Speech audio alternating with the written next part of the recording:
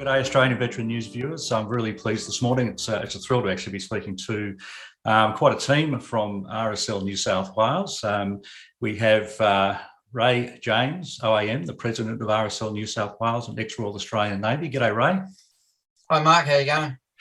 Jon Black, the CEO of RSL New South Wales and ex-Australian Army. G'day, Jon. Hi, Mark. Good to be on with you this morning. And last but not least, Nicki, the General Manager of Veteran Services at RSL Care, and also a veteran from the Royal Australian Navy. G'day, Nicki. Morning, Mark. So today we've got this opportunity to have a chat with you guys about what's going on in RSL New South Wales. We recently published an article about a $2.1 million fundraising activity that you did that went to RSL LifeCare, and there seems to be some terrific a range of services on there. So hopefully Nicki will tell us a little bit about that. We want to talk about and discuss with you the challenges ahead, both strategically and also from the operational side of things, and also in relation to service delivery, and just get a bit of a general overview of what's happening in New South Wales and how things might even touch on how things are a little different in New South Wales to the way the RSL is run in the rest of the country. And who knows, we might cover a few more things along the way as the topics arise. So welcome, everybody. I first might start with Jon. How about a bit of an overview about RSL New South Wales, where you're going and what's happening in the state? Yeah, sure, Mark. It's RSL New South Wales has embarked on a significant reform, recognising that the RSL needs to make some changes in order to attract younger people to its ranks, and also refocus on its core charitable purpose for which it's famous for, mostly in terms of providing an opportunity to connect former serving people, veterans, with each other through mateship. That was a great antecedent for the organisation. And for us also is to work collectively as an organisation across the state in order to generate the funds we need to provide the services, as you explained to the viewers before, principally through RSL LifeCare. But I think we also need to focus that the sub-branch through this reform is at the centre of what we do and what we stand for. And that's what we want to focus on. We've got a great heritage, a great brand, and we've got great people, a volunteer network across the state who are willing to roll up their sleeves and be there for each other and for all veterans right across every community. So that's what we're on about, and an exciting part of the journey, but a few challenges on the way, as you'd expect. Yeah, Jon, it seems like there's a lot going on there. In particular, I'm just looking at this fundraising and the work that's going through channels through RSL LifeCare, which we'll talk about in a moment. But you talk about I guess the bonds of mateship and all that's a very central theme for the veteran community. But we're also seeing in other parts of our community, I might say, that things are starting to get frayed, or there's a lack of unity across some of the I guess the broader RSL network across the country. What was the trick to sort of start to gel all this together for New South Wales? You've had your own troubles in the past, yeah, but you've really gelled and you've really brought something together here. So what was it that you think is the trick to do this? I think the trick is to understand it's a volunteer-based organisation. It's an organisation that's strength is from its volunteer base. However, when you've got an average age that's getting close to late 70s, you've got to think, oh, how can you sustain this? So you've got to generate a level of excitement about the future and what's possible, because an organisation that's steeped in history and has great brand recognition within the community. One of the great challenges for us, though, in doing this is to inform the wider community that there's a big difference between an RSL club and an RSL sub-branch. And the sub-branch is where we're focusing on. That's the charity. That's the arm of the organisation that is out there to support veterans. However, when you've got an organisation that's a licensed premises with gambling, alcohol consumption and things synonymous with those things, it's a difficult thing to do unless you can actually inform the community the difference between the two. In New South Wales, unlike other states, we, through legislation, were forced to separate the charity from the licensed clubs. And that was in the 1970s. Right. So in many cases, the RSL club, euphemistically called the RSL, is synonymous in many of our communities as being a great community place, a place where people go to enjoy friendships and enjoy the atmosphere and what they've provided for a local community. But that's not the core purpose of the RSL, which of course is to support our veterans. So that's part of our strategic plan we're implementing at the moment, is to inform the community the difference between the two. And we are solely focused on the sub-branch. And the sub-branch is that arm, as I said, that is there to represent what we stand for and also what we do. So that mateship is a very important part of what we do. Also is commemoration. And the sub-branches right across the state, from the large scale in Sydney CBD all the way through to the small townships right across the state.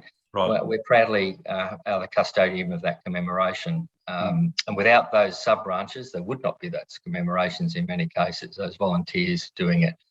And as I said at the start, the operating model we're adopting is that to provide the professional services and links to those services, we've got another charity which is totally connected to the RSL, and that's RSL LifeCare, a very large organisation that's focused on quality service delivery, and that's where Nicki comes in her veteran services and providing it. And I'm really pleased the way it's going so far.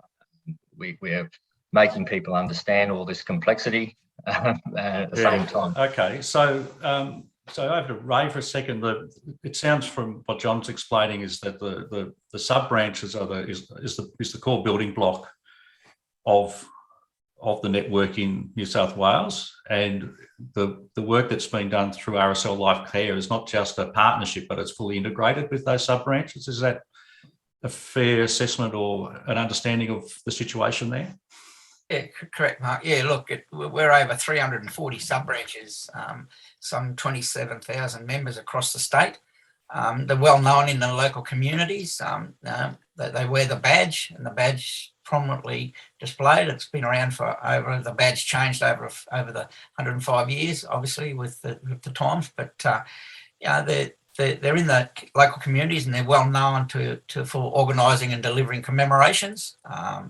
A huge amount of planning goes into those, and large-scale commemorative events such as Anzac Day, and remembering that they're all veterans and they're all volunteers.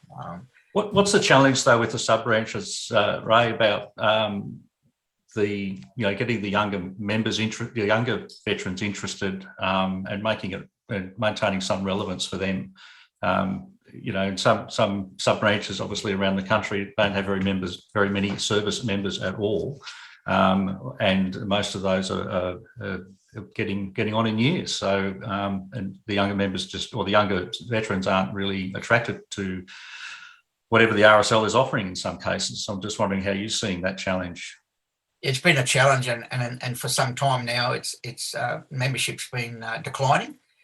Jon's already mentioned about the average age, and so at the end of the day, in some areas, younger veterans are not relocating to those areas when they exit the Defence Force. But we've got programs coming into play now, connecting with Defence, working with Defence, and transitioning members are transitioning out of Defence, and in encouraging them to seek and join a local sub-branch where they live. We're in that space now, trying to do certain programs to let members know that to join and come and be with like member, in the organisation, to be with members of like identities for camaraderie. And that the camaraderie they receive or get into Defence can then be the same as what they would reach out there in the sub branches. And look, at the end of the day, that's a big job.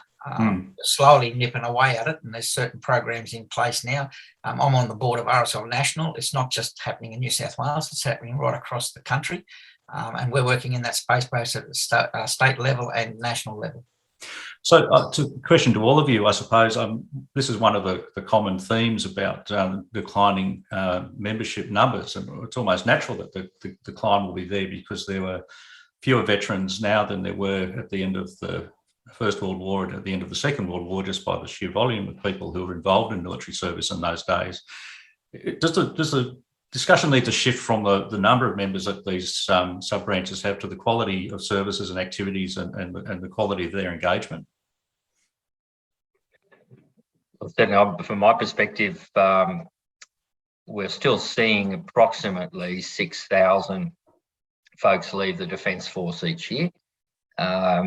So that the numbers are high because the RSL, traditionally, World War I, World War II, you had to be returned from overseas service to be a participant. And that changed in the 1980s to be people who have served.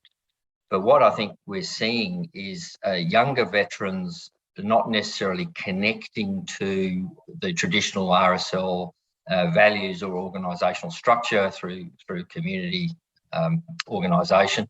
What they tend to do is engage in cyberspace, Yes. online, in those environments. But there's a uniquely something special about the opportunity to physically connect in an organisational sense. And I think what I'm seeing is that as an RSL, we need to demonstrate that we can change organisationally, but also culturally to welcome younger people into the fold and make them aware of the advantages that we can provide through that connection, which is, as I said, is quite unique.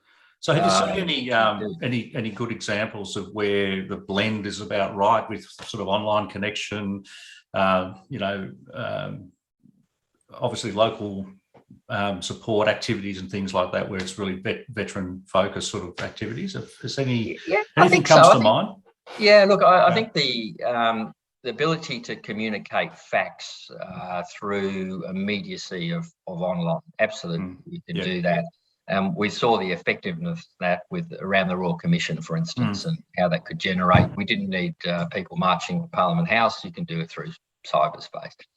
Conversely to that, though, what I'm sensing from the younger folks who miss, as Ray mentioned, the camaraderie and mateship whilst in service. And remember, these are people who have volunteered for service, so it's innately in them. They want to give. So we want to make sure they are aware that there's this organisation where they can join and continue to give and participate and have fun. I use the word fun, and some people, roll their eyes at me and think, "Oh, we're serious, John." But really, Australians and larrikinism is an important part of who we are.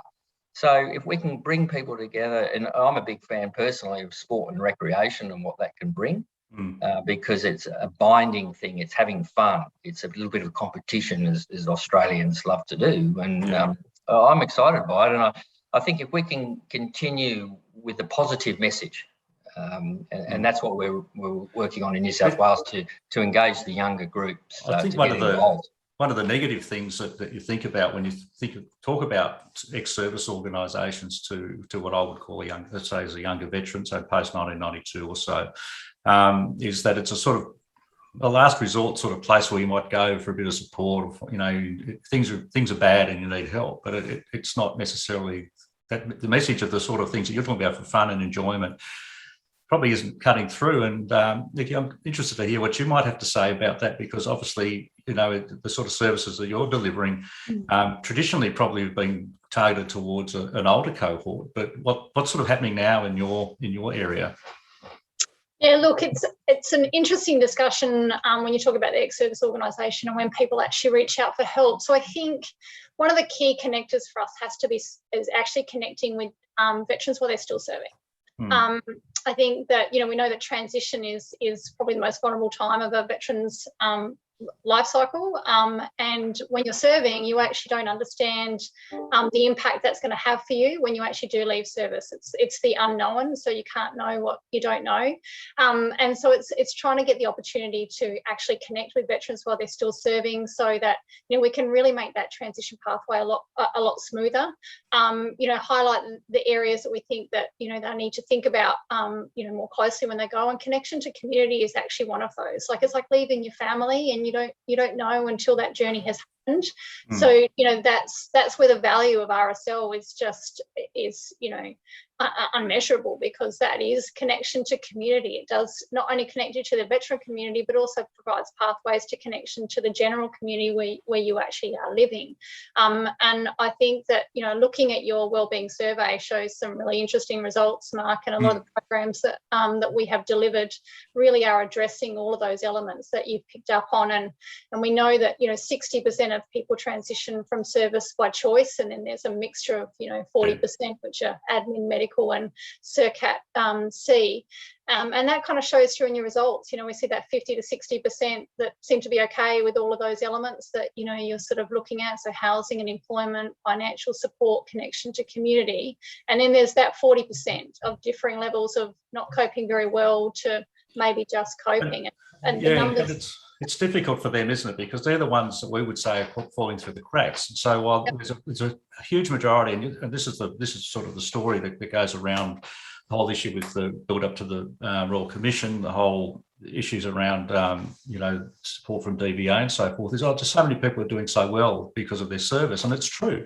But the ones who have fallen through the cracks have seriously fallen through the cracks, and that's what that data shows us. And we're about to rerun that survey. Actually, we're going to do it again next month is the plan, and it'll be open for a month. And one of the questions we're asking is, what are the barriers for people to connect with the RSL or any ex-service organisation that's not focused on the RSL? And some of the reasons that get ticked quite often is we don't trust them.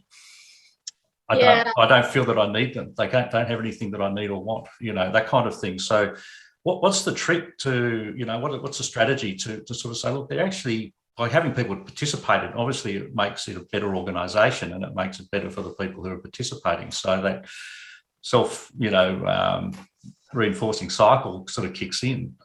So what sort of strategies have you got going to try and make it easier? Yeah, look, there is sort of two big key themes picking up there, Mark. So talking about trust in ex-service organisations, it's a pretty tricky landscape out there. There's lots of them, differing levels of support.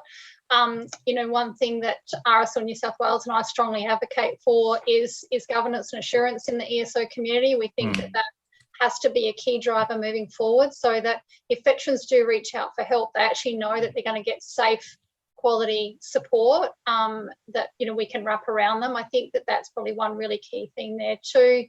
Jon and I work really closely on the Veteran Wellbeing Centre strategy. That's a huge part of what we want to do moving forward, which does give us the opportunity to build a community type facility in large garrison towns where we're connecting with veterans while they're still serving and their families. We're providing them education support. We can bring other ESOs into those community centres. So it's like a consortium approach of the different providers that do support veterans and their families, so that as they transition, it's a bit of a soft landing place. We help them move into their new next phase of their life, in the best possible position. And then if later in life they trip over and they need that bit of extra support, they know where to come back to. I really think that case, I call it the case management approach, where you've got all these different services and partners that you've got available, and you match them to the needs of the individual. Yeah. And sometimes the needs of the individual, they probably don't have any that they recognise, but they just want to, as Jon said, maybe just get out and have some fun and just have a support group, a social support group, and that's a terrific aim as well. So tell us about some of the programs that you've run this year. You've raised a fair bit of money, about 70 sub branches, I think, contributed to that. How did they raise the money, and how are you using it? I'm probably the one with Ray to answer how they raise the money. This is the beginning of the journey, Mark. This was year one on this approach. The RSL in New South Wales is a very wealthy organisation in the sense of assets. Most of those assets were the club premises I spoke about. And over the last number of decades, those sub-branches have sold the premises to the various registered and licensed clubs. Therefore, they have a significant amount of cash assets that they've invested to generate the returns that then we can move into donations to provide to our charitable purpose. So that's the main source of that money. On the other hand, we generate funds from local fundraising, shaking the can, making the Lamingtons drive, particularly in regional New South Wales, that don't benefit from the sale of large clubs as they would in the metropolitan areas. So that's where they generate, and we've seen some extraordinary generosity from those local communities, which is the Aussie way. Yeah. So you're not tempted to use your financial resources to set up a sideline business somewhere and making the cash that way. Look, we've got a number of strategies, Mark, underway. I need to say very clearly that New South Wales is not a direct beneficiary of the art union that's synonymous across Australia. That is a RSL Queensland initiative. However, we are focused on other ways to generate income, particularly working with the clubs. And I need to say this is very important, that the clubs, as I mentioned, are an integral part of many of our communities. They are related to, by virtue of the brand, connection with the RSL, and I'm working with both Clubs New South Wales and the RSL and Services Clubs Association to see if I can make sure that any generous community support comes back to veterans. We can channel that towards Nicki's services in particular to continue to build them. Ultimately, you would say, Mark, we don't need the service because every veteran's happy and, as you said, not in need. But at the moment, the information, the data's there that we need to continue to reach out to these people who've served the nation. And I served 24 years myself. And what I've had to do recently to get a better understanding of what it's like in the services today is I had to get my youngest son to join my secret shopper. And I'm now getting a lot of first-hand information that helps. We might be able to collaborate. My son's also in the service at the moment. So well, there we go. There we go. So this is the sort of thing we've got to do. But boy, the generosity out there in our communities is extraordinary. And if we can demonstrate we're actually doing something, what does the RSL stand for, and what do we do? And that's a precursor for the generosity, though, isn't it? I mean, the community and the members must trust the organisation. Yes. To open their wallets to provide the support. I'm going to move on to a little hobby horse of mine. It's about the democratic process. It's probably more for you, Ray. For Ray, that's definitely a Ray. Definitely one for Ray.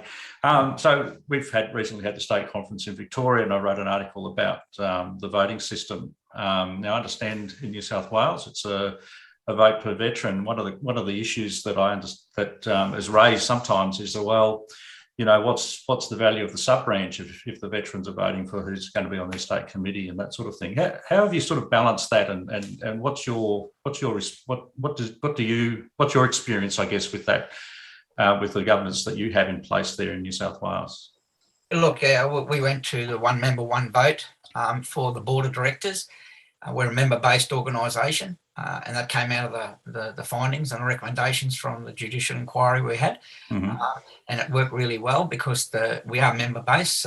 Instead of having one sub-branch, one vote to elect your board, and it came across and for our first one last year in December, last 2020, and came out in December Congress. It worked really well, and the members spoke, and so they've got the board that they've got now is the board that the members wanted. Does that in any way, in your view, undermine the importance of the sub-branch, which we already discussed as an important building block, at least in New South Wales? No, I don't think so, because it gives the members their voice at their sub-branch level, at their district council level, and at the board level. And it was quite well received. And I know that other states probably looking at that because I'm on the board of National, obviously, and I noticed that it's flared down in Victoria recently. So what's would you have any sort of sense of the participation in voting or anything, were any changes around that? The members actually participating within the democratic process, or are they sort of leaving it for others to do the voting and organise things? Look, I was on the ground and the members were welcoming their vote. Now, obviously, we had a couple of ways of voting. They could, it was a postal vote or it was online. Obviously, online was a little bit restricted to some of our membership because they're not across the technology. There was a few hiccups, and we're having an assessment of how the voting went because there was a few hurdles that we encountered. Because there was a cut-off date for postal votes as such and then online voting, and a few, the survey, it's not a survey, it's an inquiry, or not inquiry, but we've got a group to look into that, a committee to look into how the voting went. So, but right across the board, I speak to many members. I'm always out there. Obviously, COVID's restricted to face-to-face, but I'm still on the phone. And it's nothing but positive about the voting for their board. And so that's a step forward, especially after what we went through in earlier years in relation to the judicial inquiry. So it gives the members a vote, and the members are talking. And that's what the RSL's about, the membership. Fantastic, thank you. Now, Nicki, I'm getting close to wrapping up, but I was hoping that you might have maybe one or two examples of some of the projects you've been running and maybe some of the benefits you've been able to offer either individuals or groups as part of RSL LifeCare. Yeah, absolutely, Mark. We've had quite a growth in our service delivery over the last 18 months, and a lot of that is due to the generosity of RSL New South Wales sub branches and the donations that they're making. But not only through the money they're donating, but also the veterans that they send into our services. So we have a homeless program, Homes for Heroes, that's been around for about 7 years now, which is quite well known in the community. We work really closely with the farms. And up until a month ago, we had 12 all under the age of 40 young men in that program up at Narrabeen, which is, it's great that they found us and that they know that the services are there and we can support them, but also really tragically sad that we're seeing such young people come into our homeless program. At the moment, we've only got 3 on site. We have transitioned 9 of those successfully into housing in the community. And during COVID times, that's been quite a feat. So that's really positive news for them, and we quite often see them really we do a lot of work reconnecting them with their families, because we think that that's usually the final hurdle that has them sort of into homelessness is the family breakdown. So we also run a housing program, manage a program for the Department of Community Justice, where we support veterans getting access to subsidised rent for up to 3 years, while we work with them to upskill them so that they can be more employable and have opportunities to bring in higher income so that they can support themselves. And we put about 120 people through that program in the last year, or they're in the program, which has also been fantastic to see their growth. We've recently taken on the RSL employment program, and in the first month of that sitting with RSL with New South Wales, we've had 10 veterans and spouses apply to be involved in that program. So we give them a lot of vocational support, so how to write a CV, some good interview techniques, what is LinkedIn and how do I use it, all of those really good qualities. And then we're also sort of working on the other side of that strategy, where we want to have great industry and tertiary partners where we can start to create employment pathways for veterans. So teaching employers about the benefits of employing veterans. It's pretty hard for veterans to translate their skills, as I saw that in your survey. They really pick up on that as well, and they just undervalue themselves so much, and it's really important that we help them value themselves so that they can then sell themselves to a potential employer. That's really key. Our most valuable or sought after service is our DVA claims advisors and advocates. So we have a team of up to 12 professionals now. We've got boots on the ground in Ballina, Newcastle, Nowra, currently interviewing in Wagga, and then a big team in Sydney. So we do, I think we did 1,600 claims in the last 12 months, and then we represented over 500 at the veteran review boards and alternate dispute resolution.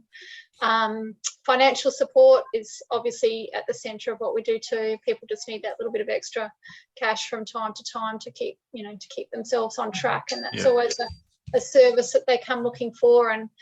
And then lastly, we've got, everybody's favourite equine program out at Picton. So Max and Spur Ranch is a pretty popular place for veterans to go. It's a place for, well-being and wellness and mindfulness, and they do love it out there. So what a terrific program, sort of range of programs, and I would add to it that it's just fantastic to hear that you've got this great regional presence, that it's not and it's a serious investment rather than just sort of having everything sort of centred on a centre in the CBD or whatever else. I think that regional reach is so vital, and so pleasing to hear that you're doing that. So congratulations on that program. I hope you can keep building on it. It's terrific. I've got to keep everybody at bay a little, otherwise I'm growing way too quick, Mark. There's definitely a demand for it out there. So the Nowra Veteran Wellbeing Centre, we opened temporary location there, gents, I'm going to say about 4 months ago. It was the previous lockdown, and we're anxiously awaiting DA approval so we can build our new community centre in Nowra, and we're about to launch services in Wagga as well. We're establishing a veteran wellbeing centre in Wagga, and potentially sort of out in southwest Sydney as well. So it's an exciting future. We're only getting bigger, and the support from RSL and the sub-branches is key to our success. All right, thank you. So look, I think it's time to close out. We've done about half an hour, which has been terrific. It's been great talking to you all and getting a great update on what's going on and just hearing a little bit of the news about what's happening in New South Wales and RSL. It's really a bit of a lift with some of the things you're hearing elsewhere. But before we close out, I'd like to hear from each of you just about what do you think, and I'll probably start with you, Ray. What do you think the challenges are ahead for the next 18 months, and perhaps anything you think needs to be done to meet those challenges? Yeah, obviously with the COVID, there's been a lot of hurdles to get over, but just in relation to the current situation in fundraising, our sub-branches and in particular the sub-branch auxiliaries have been hard-working behind the scenes, making masks for the COVID masks, and raising a lot of money there for Defence Care. And that's connecting the RSL brand with everybody out there. So we're still out there, even though there's the lockdown. And connecting with, and we're still connecting with the current serving personnel who are obviously working COVID duties. So there have been hurdles that we've had to get over with COVID, but the biggest hurdle is getting the brand out there and getting the RSL and what our services offer. And it doesn't matter where you're serving or transitioning or already out of the fence, the RSL's there to help, and the RSL's everywhere. And probably one of the current serving ADF people are moving around all the time, so they find it difficult to establish connections and that in new towns, and then they leave again. But it doesn't matter where they go, there's an RSL, the brand is there. And that's what we're getting across to the current serving members as well as the ones that are out there. There's no reason, like John mentioned before, I've done 46 years in the military, 20 in the full-time and 26 in the reserves, and obviously 20 in the coppers. But at the end of the day, I've been a member of the league since 1975. So I couldn't come to meetings and that, and you don't have to. And that's what the new generation of ADF personnel understand, that you don't have to attend meetings. And that's why John brought up about into sub-branch competitions as such, and making Anzac biscuits. We've had those competitions. So they're hurdles, because the biggest thing is our membership is declining faster than we're recruiting, and that's what we've got to do, and that's right across the board, not just in New South Wales, but across the country. Okay, Ray, thanks very much. John? Yeah, two things come to mind. I think first and foremost is to build the trust, the confidence in the strategic leadership of the league in New South Wales. And the second challenge is to deliver the strategic plan, which is about being one RSL, but delivering locally. So in other words, bringing together the resources of the organisation and applying them to where it's needed, and building that community consensus of what we do. So sounds easy, but obviously, as you mentioned, there's a challenge in doing that. Look, in terms of the first point around the confidence in the leadership, it's about demonstrating success, and that's what we're doing. Its ability, as Ray said, is constantly out there talking and advising the league what we are, who we are, what we do, and be proud of the brand. And the second thing about the strategic plan is to mobilise the resources we do have, and be proud of what we can do collectively, but making sure that we keep that local grassroots capability as the building block. So it's a balance there. In doing so, of course, is to attract the younger people to the ranks. As I said, a lot of Australians serve volunteers, obviously, who have that passion about giving, and we want them to come in on board, of course, to support those that are struggling, but also to celebrate and have fun, as we've discussed. So doing that, you'd have to think as an organisation with so much history and background, we can do this. And that's what we're focusing on. Let's be positive. Excellent. Thanks, John. And Nicki. Yeah, look, I'm looking forward to getting out and about again and working with the sub-branches. So, our services are only as good as, the people who are using them, which means that we want people to know that we have the services. So making sure the sub-branches are really aware of everything we have on offer to support the veterans and making sure that they're sending them to us when they need help. In terms of how I think that's going to affect service delivery in the next sort of 12 months, I think coming out of lockdown and COVID, and probably the Royal Commission will have the most impact on demand for services for what we're doing. I think we'll see a lot of need for financial support and employment support as we come out of a really long lockdown and try and return to some level of normality. And I also think that we'll see a greater demand for services and support as the Royal Commission sort of progresses over the next 12 months. So I just thought of one more final question. Thank you for that. What is, for veterans and maybe including currently serving ADF personnel, what's an easy way for them to join the league no matter where they are? That's easy now, because if they go to the RSL New South Wales website, get involved, and you can apply online. Only a short time ago, it was easier to join the Australian Defence Force than it was to join the RSL in New South Wales. But you'd be pleased to know now that you can join online, and it's free. And do you have to be in New South Wales? No, you don't. But ultimately, we want people to get involved with their local sub-branch. And yes, from time to time, people want to join and receive the information that comes of being a subscriber and a member of the organisation. And as Ray's pointed out, be part of the democratic process. Mm-hmm. But what we really want is the boots on the ground. People involved with their local sub-branch, building up that atmosphere of fun and service, in their communities, and that's what we can do. But of course, if you're still serving, that's a little bit tricky to do. But you're sort of it's there for the future, sort of thing, and you can understand what it's all about. Yeah, and people, the average length of service now is getting closer to the 7.5 year mark or thereabouts. To the last data I looked at. So there's people transitioning all the time. As I said, about 6,000 a year or thereabouts, and we need to connect with everyone who's serving so they know that there's this network outside of, as Nicki described, their current family, and the RSL will be very proud to bring them in part of the organisation, and they can help their fellow former servicemen and women. Well, thanks very much, John. I think on that note, be a good way to finish. Thanks you all for participating in the interview, and I really appreciate the time, and hopefully we'll get together for an update somewhere down the track. Thank you, Mark. Perfect. Thanks, Mark.